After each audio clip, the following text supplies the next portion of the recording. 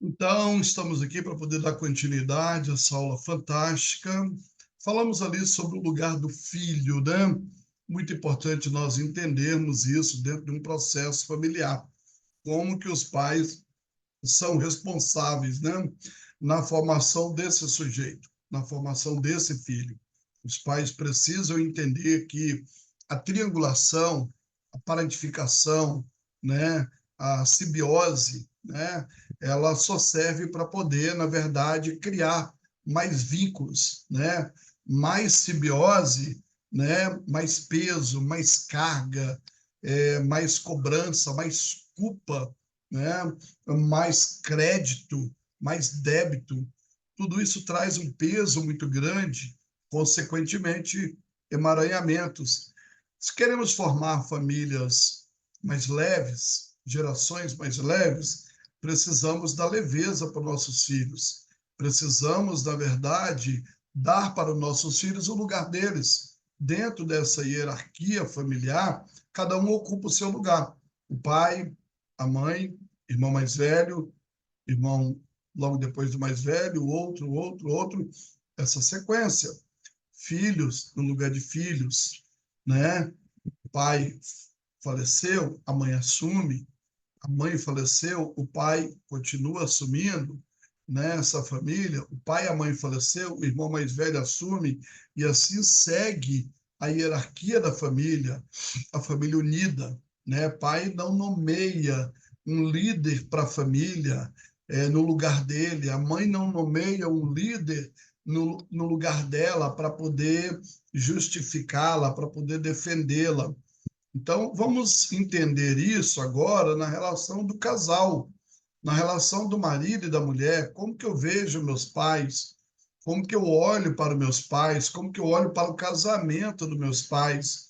Como que eu vejo a relação dos meus pais? Como que eu faço para que isso fique mais leve, né? Mais leve em mim, né? Como que eu vejo isso com mais leveza, né? Em mim. Então, é importante, né, quando eu observo, né, essa leveza nas relações. Para isso, então, né, nós vamos dar continuidade aqui, olhar essa lâmina, né, que nós teremos aqui agora, tá?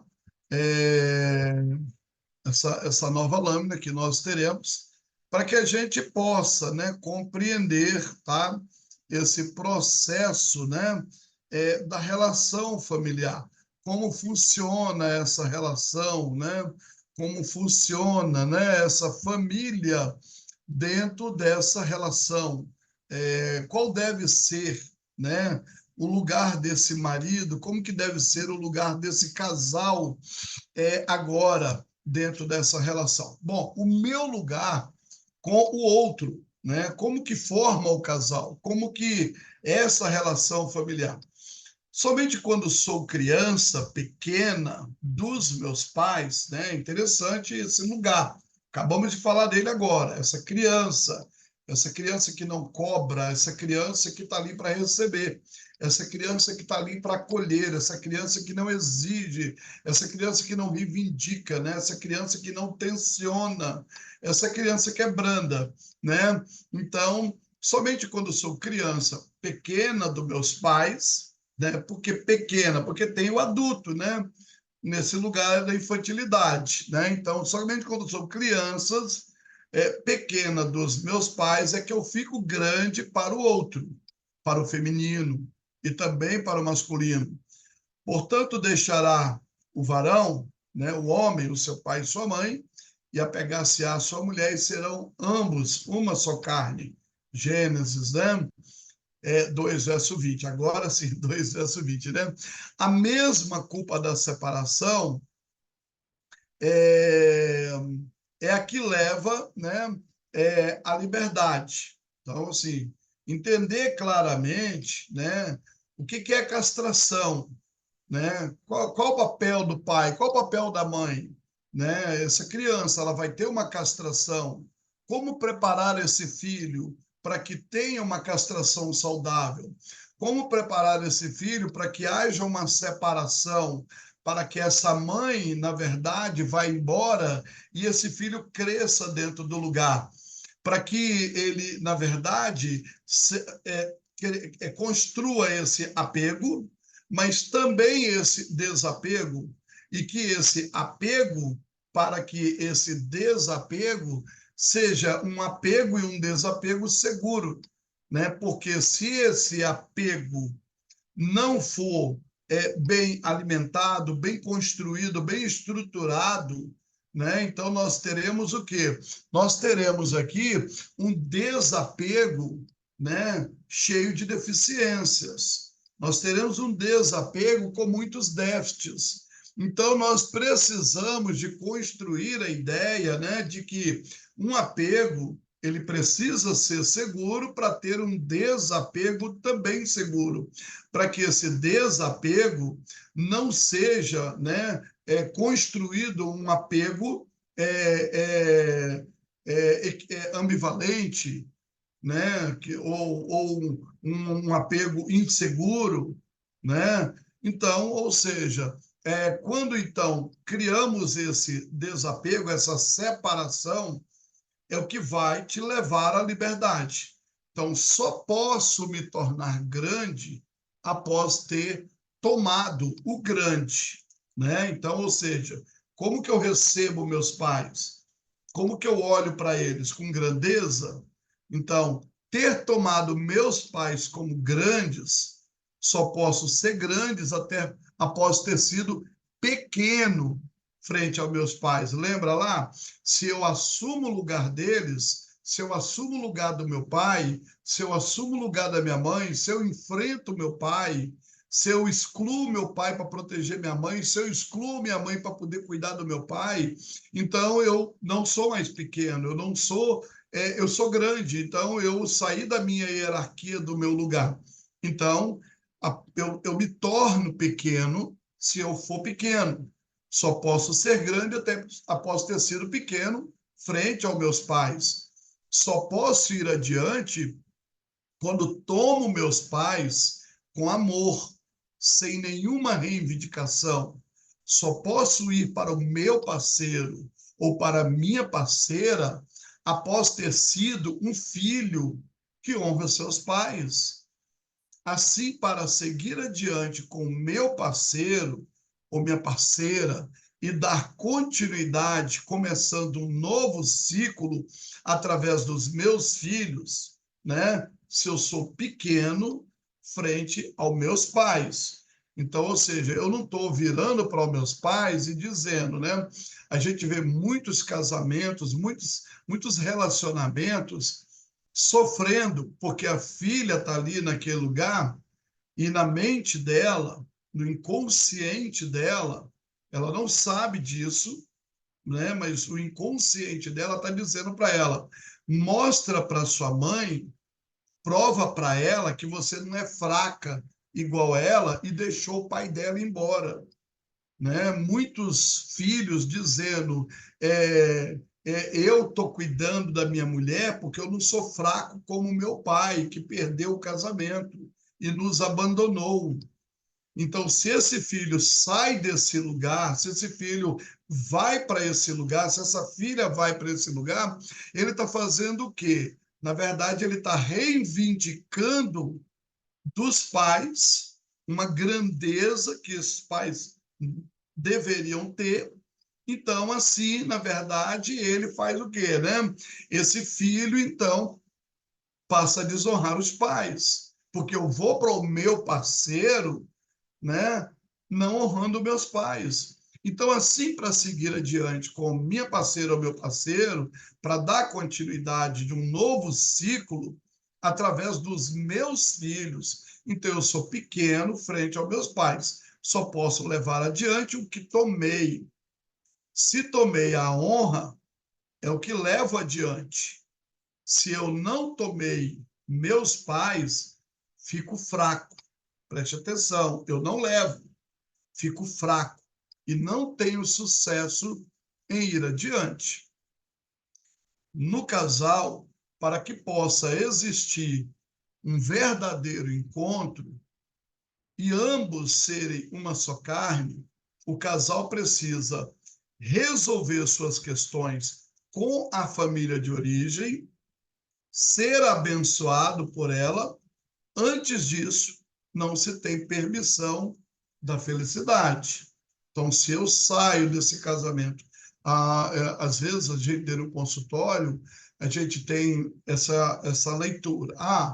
Meu irmão, nossa, ele já conseguiu ir à frente. O casamento dele é uma bênção, ele com a mulher dele. Só que você vai ver o que ele fez. Ele isolou a mulher. Essa mulher não toma decisão, ele é que toma todas as decisões. Então, ele excluiu a mulher e ele assumiu esse lugar de salvador. Ou então, ele vive uma pessoa concordando em tudo. Ele não quer conflito para não ter problema. Então, ou seja, está acontecendo o quê? Está acontecendo uma espécie, né, de manipulação das situações para haver sobrevivência. Está maquiando o conflito para que o conflito não apareça. Em algum momento ele vai aparecer. Vai aparecer num filho que é fraco, vai aparecer numa filha que arruma um conflito, numa filha que arranja uma relação com alguém que é abusivo. Ele resolveu o problema dele, mas ele não resolveu o problema das gerações. Ele resolveu o problema dele, mas das gerações ele deixou vulnerável. Então, se eu quero ter permissão da felicidade, eu resolvo essa questão da honra com a minha família. Eu acolho, eu recebo meus pais com a fraqueza que eles são, eu acolho eles dentro do meu coração, eu resolvo dentro de mim esses conflitos de culpa, de débitos, de créditos que eu tenho com eles. Levamos para o casamento as dificuldades do casamento dos nossos pais. Buscamos a repetição com diferença. Então, assim, posso até repetir, mas eu não vou deixar isso acontecer. Passo a repetir a história da relação dos meus pais, buscando em mim mesmo e na repetição a solução daquilo que eu penso. Inconscientemente, ser a solução da história deles. Me misturo inconscientemente com a história deles e quero solucioná-la magicamente através de mim por amor. Portanto, busco inconscientemente um parceiro, uma parceira que me possibilite isso. Lembra do que eu falei do homem que busca a mulher que vai aceitar ele mandar nela, ou ele fica ali e aceita a mulher fazer as coisas, mas ele não vai fazer conflito para não ter os problemas na relação do pai. Então, maqueia, né? Na verdade, cria uma maquiagem em cima daquele conflito. Ele não aprende a resolver o conflito. Ele não enfrenta o problema para poder sarar dentro dele. Na verdade, ele não é conflituoso como o pai, ele não é fraco como a mãe, mas ele arranja o meio termo para os dois. Na repetição, passo a tê-los e ser um pouquinho deles.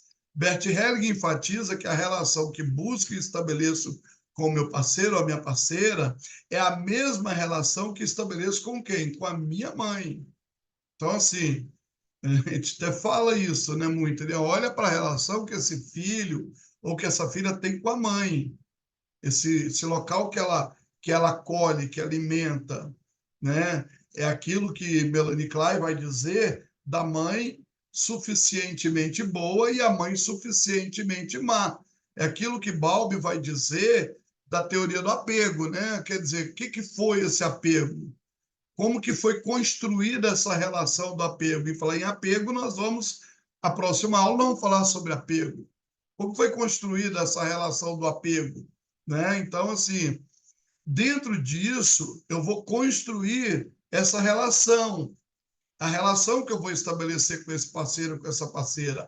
Assim, quando digo o primeiro sim, olha só, então, quero casar, ou então eu quero namorar, eu quero ter um noivado, ou eu quero viver com você, eu quero que você seja a pessoa para eu dividir a minha vida, né?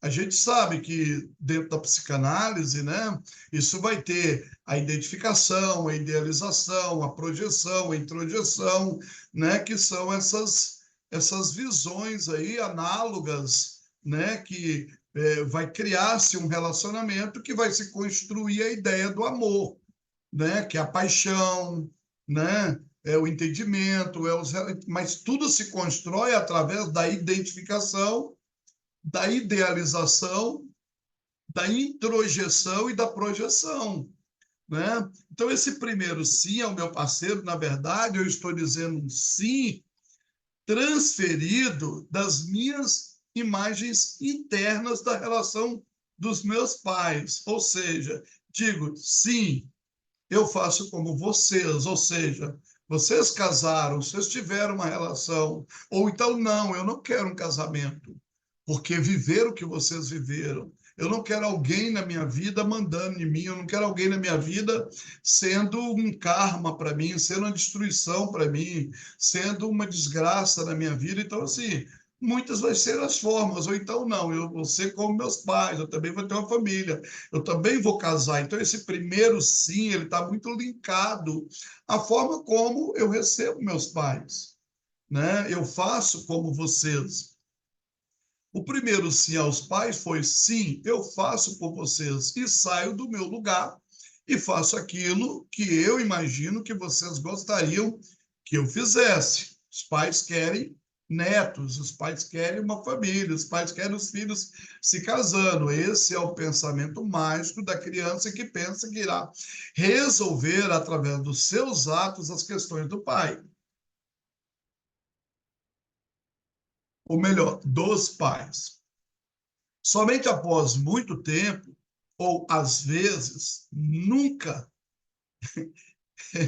então aí, né? Então, assim, às vezes nunca vai ter esse segundo sim, mas às vezes vai ter, né?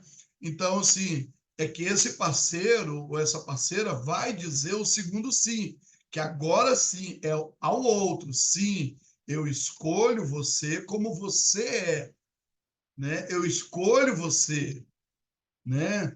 Não, as minhas coisas em você. E aí é uma coisa, que aí o que a gente tem? A gente tem aqui o que a psicanálise fala, da identificação. O que eu estou identificando? O meu eu, o meu ego. Eu estou identificando o quê? Na verdade, a minha projeção. Eu estou projetando o que essa pessoa projeta em mim. A minha introjeção, né? Então, o que eu estou projetando nessa pessoa? O que eu estou querendo dessa pessoa? O que eu estou recebendo dela? O que eu estou acolhendo dela? Sim, eu escolho você. Não, as minhas coisas em você. Portanto, dizer sim para o outro, eu digo sim para os meus pais, para o meu lugar e para a minha descendência, formando assim o verdadeiro ciclo, né? O que a gente chama de autopoético, né, da vida, né? Esse ciclo geracional. Quando digo sim ao que veio antes, sim ao que está, né? E sim ao que virá. Aceito a continuidade da minha vida através dos meus descendentes. Um movimento circular, autopoético, né? E sem fim, que através das gerações mostra o quê? A eternidade da vida. Então, nós vamos ter que compreender claramente, né, que isso gera mudanças. Por quê? Porque isso gera uma gratidão. Essa gratidão é o que vai me levar ao que a gente entende aqui claramente do caminho do crescimento. Quando? Quando eu acolho meus pais, quando eu acolho essa outra pessoa como ela é, quando essa pessoa me acolhe, eu reconheço a fraqueza dele, eu reconheço a fraqueza dela, eu faço as pazes com meus pais. Então, eu tenho aqui o que é a individuação, eu tenho aqui o que é a diferenciação, eu tenho a maturidade. Então, uma proposta aqui que a gente traz, né? Sabendo por nossas experiências na constelação que todo filho ama seus pais, né? Mesmo quando muito esforço ele tenta provar ao contrário, né? Porque todo filho ama o pai, mesmo que ele está dizendo que ele odeia, que ele não quer saber do pai, mas todo é natural, todo filho ama o pai, biológico, todo filho ama o pai. Pode trabalhar esse amor, você vai encontrar ele, você vai conhecer, você vai descobrir esse amor. Você, como terapeuta, você não vai ser, a primeiro modo, a priori, você não vai ser muito intromissivo, mas você vai trabalhando essa construção, porque ela existe. Todo filho ama esse pai, existe uma ligação, todo filho ama a mãe, mesmo quando, com muito esforço, ele tenta provar o contrário. Quando vamos para o campo e observamos o movimento da alma, quando você vai montar o movimento da alma, esse amor fica desnudado, visível aos olhos de todos. A terapia, esse filho chega falando que não ama, mas ele começa a reclamar continuamente e repetir continuamente a falta que ele tem desse pai. Essa falta, essa revolta, isso é o amor que não foi dado, o amor que faltou. Né? Então, esse ódio, né? essa revolta, essa angústia, é esse amor. Mas esse amor está ali. E ele torna-se visível, porque a gente que consegue ver isso, vê claramente. Então, dentro disso, a gente vai ter o entendimento, a gente vai ter a intuição, a gente vai ter a percepção, a gente vai ter a compreensão. Você como terapeuta. Você como terapeuta, nós vamos ter esse olhar para dentro desse campo, olhar o movimento desse campo, olhar o movimento dessas constelações, olhar a quem que essa pessoa está representando. Então, o efeito das palavras, da postura interna, né?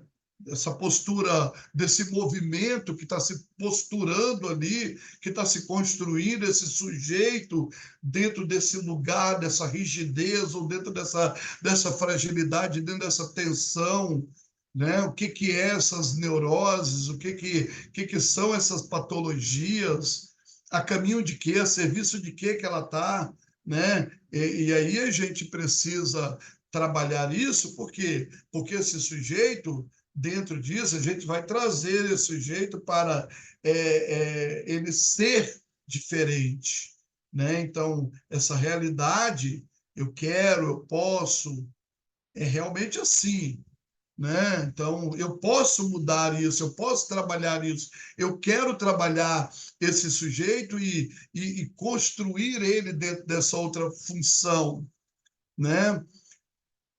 Então, dentro disso, dentro desse movimento, nós vamos sofrer muito mais na busca dessa reciprocidade desse amor, né? Que por vezes acontece um movimento interrompido, né? De nosso pai ou de nossa mãe, quando ainda somos muito criança, né? E despreparados para compreender o que acontece à nossa volta. Por esse motivo, algo se coloca entre nós e nossos pais, né? E aí é onde que a gente vai entender que esse movimento que foi interrompido, ele pode se construir numa negação de uma castração, de um édipo interrompido, né? Onde que nós temos aí, né, os narcisismos, as parafilias, né, o perverso, nós temos as psicopatias, né, porque foi interrompido o movimento. Então, o movimento interrompido é quando um determinado movimento, né, um determinado momento foi sentido uma necessidade de proteção, de afeto dos nossos pais, mas por algum motivo não foi possível. Vamos entender, um bebê num berço e a mãe está fazendo o almoço, e esse bebê está chorando e a mãe está com medo de queimar o arroz. Ou a mãe está com a panela no fogo e a panela está correndo um risco de explosão. Ou a mãe está passando mal também, não está aguentando levantar por causa de uma depressão pós-parto. Ou esse bebê, por acaso, teve um mal e ficou internado num altim. E hoje não, mas antigamente Essa mãe não podia ficar junto, hoje essa mãe fica junto. Então tinha um movimento interrompido ali. Ou um casamento que se acaba, um pai que foi embora, uma mãe que foi embora, ou uma mãe que falece, na questão dos óbitos, dos partos, que o bebê fica vivo e a mãe morre. Então, houve um movimento interrompido e essa pessoa, por uma causa ou outra, eu falei de causas menores, né, da mãe que está com a panela no fogo, da mãe que está passando mal, para causas maiores. Então, nós tivemos aqui um sentimento, uma necessidade de proteção e afeto dos nossos pais, mas por algum motivo não foi possível. Pode ter sido durante uma internação no hospital, um momento na escola, o carro furou o pneu, a mãe não chegou a tempo para buscar, o pai não conseguiu sair do trabalho, trânsito, agarrou, alagamento, acidente na pista, o pai não conseguiu chegar a tempo, esse filho ficou na escola sozinho, né? A babá saiu, foi embora e o filho ficou ali.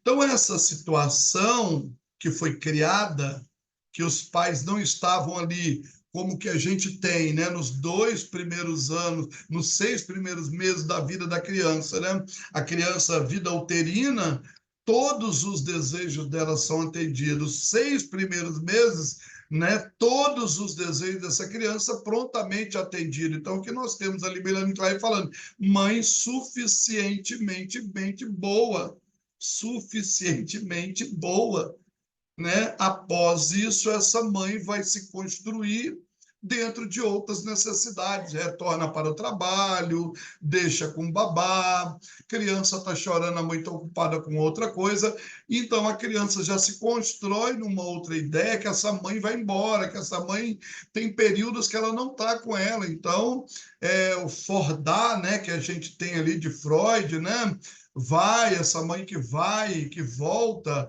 Ernest, né, o neto de Freud, né, tem o Fordar ali, essa criança. Então, essa situação, né, que ela vai se construir, esses pais muitas vezes não estão disponíveis.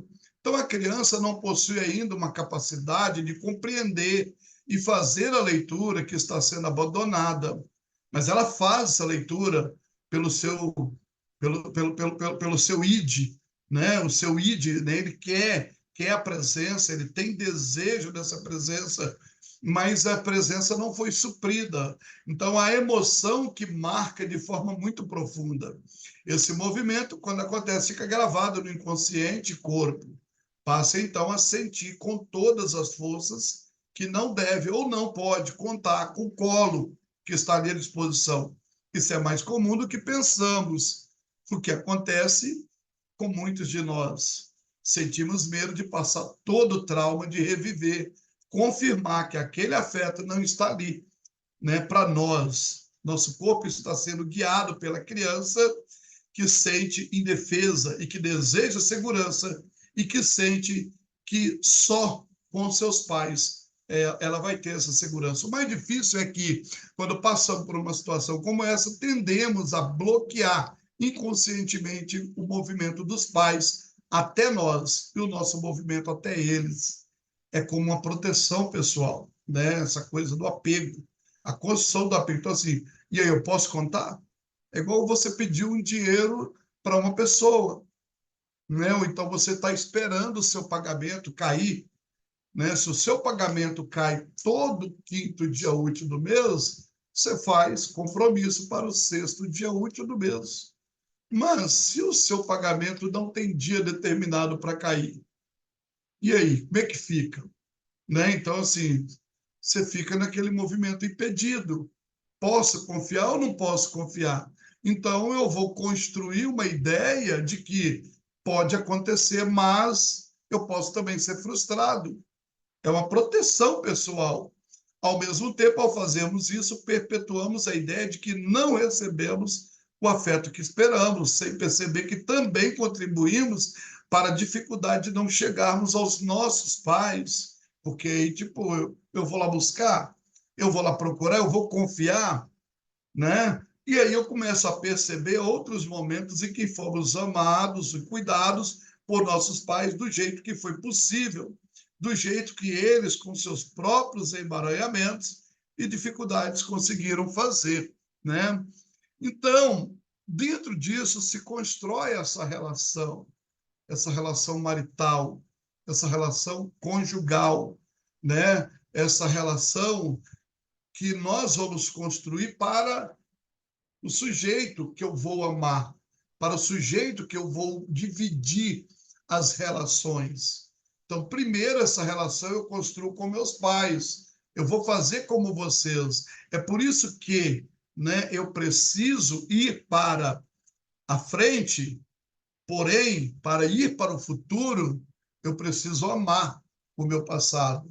Eu preciso amar os meus ancestrais. Eu preciso acolher a minha mãe. Eu preciso acolher o meu pai. Eu preciso ter uma boa relação com a minha mãe, de construção, de segurança, uma relação saudável, de acolhimento com meus pais, de respeito a eles, né? Então, minha mãe não me deu, por quê? Né? E aí eu preciso olhar para essas necessidades. Qual foi a necessidade? O que levou ela a não me dar? Eu estava internado? Quando ela me abandonou, foi por quê? Foi porque meu pai abandonou ela? Por que meu pai fez isso? O pai dela fez com eles? A minha mãe fez tal coisa, e como que aconteceu isso com eles? Como que era a relação com eles? Então eu acolho o melhor deles, eu acolho a vida, eu acolho o amor. Eu não acolho a dor. Agora eu sou adulto, eu posso olhar. Então o meu papel, o seu papel como terapeuta, é ajudar a construir nesses sujeitos esse acolhimento, esse receber dos pais sem exigir, sem reivindicar, simplesmente acolher. Acolher o amor, acolher a vida. Miguel, eles não me deram nada, eles me abandonaram, mas eu tenho a vida. É o melhor que eles podiam me dar. Eles não tinham capacidade de me dar outra coisa, e eles me deram o melhor. E eu tenho livre-arbítrio agora, com a minha vida, de fazer o melhor. A vida é minha, ela pertence a mim. Eles me deram o direito à vida. O que eu vou fazer com essa vida? Eu vou ser o melhor. Eu vou poder escolher o melhor. Eles me deram a vida. Então eu os honro, eu acolho eles pela incapacidade deles de poderem me dar mais. Eu acolho eles pela incapacidade deles fazerem mais. Então agora eu posso fazer melhor, porque eu estou livre, sem vínculo, sem reivindicação, sem exigir. Eu estou livre. Próxima aula nós teremos um material fantástico para falarmos sobre teoria do apego, apego seguro, apego evitativo, apego ambivalente, apego desorganizado, material fantástico.